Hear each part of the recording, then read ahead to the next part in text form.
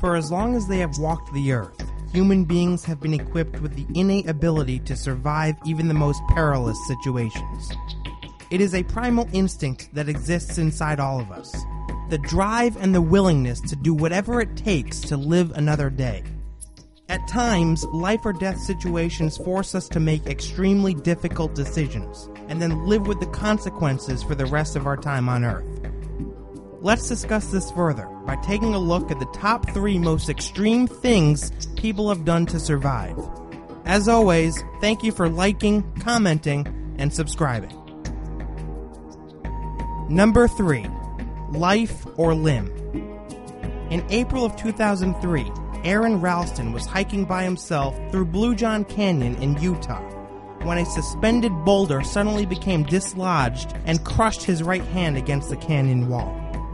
After fighting through the initial pain and realizing that he was stuck there, Aaron spent the next several days slowly sipping his small amount of remaining water and eating what little food he had left. On the 3rd day, Aaron concluded that the only way he was going to escape was if he amputated his own arm. He spent the next 24 hours experimenting with tourniquets and planning out how exactly he was going to sever his limb. However, after realizing that he didn't have the right tools for the job, on the 5th day, Aaron began carving a goodbye message into the canyon wall beside him. Then, Aaron had an epiphany. If he could break his radius and ulna bones, then he might just be able to cut all the way through.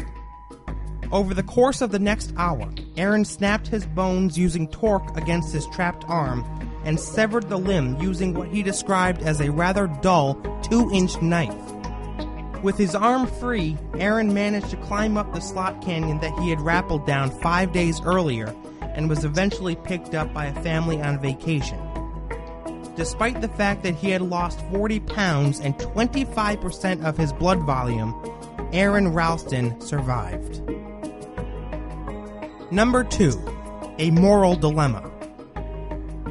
While traversing the Nottoway River in Quebec during the summer of 2013, outdoorsman Marco Lavoie and his dog were thrown into a survival situation when a bear raided their camp, ate most of their food, and damaged their boat beyond repair. After days of severe hunger, Lavoie made a decision that to most would be considered highly immoral and strictly wrong. He struck his beloved German Shepherd in the head with a rock and ate it.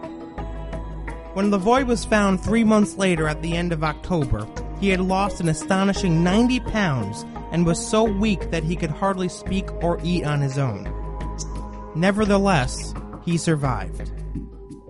There are 2 ways of looking at this story.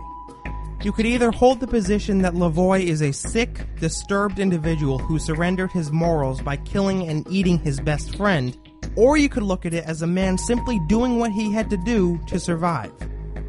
But considering the deep and profound bond that human beings share with dogs, it is safe to assume that once the news broke of what Lavoie had done, there was far more outrage than praise. What do you think? Was Marco Lavoie wrong for killing and eating his German Shepherd? Or was he just doing what he had to do to survive? Let us know in the comments. Number 1. Desperation in the Andes. In October of 1972, a Uruguayan Air Force plane carrying 45 passengers, most of whom were members of the Uruguayan rugby team, crash-landed in the Andes. After 72 days had gone by, only 16 out of the original 45 passengers had survived. And the only reason why they lived to tell the tale was because 2 of them had trekked through the mountains in search of help. But if that were the entire story, then it wouldn't be number 1 on our top 3 countdown, now would it? Just days after being rescued, the survivors revealed their secret as to how they didn't wind up like the 29 others who weren't as fortunate. They had turned to cannibalism to survive. While eating the bodies of those they had once flown on a plane with is both highly disturbing and arguably unethical, you at least have to consider the circumstances. These 16 survivors had crash-landed in the middle of the Andes and were forced to endure freezing temperatures in clothes that were simply not made for such harsh conditions. This is the dire scenario that they found themselves in for well over 2 months. And while this isn't necessarily an excuse for turning into a bunch of cannibals, you can see why they never took any options off of the table. Thank you for liking and commenting on this video. If you like what we do, click on the subscribe button so that you can keep up with new videos every single weekday.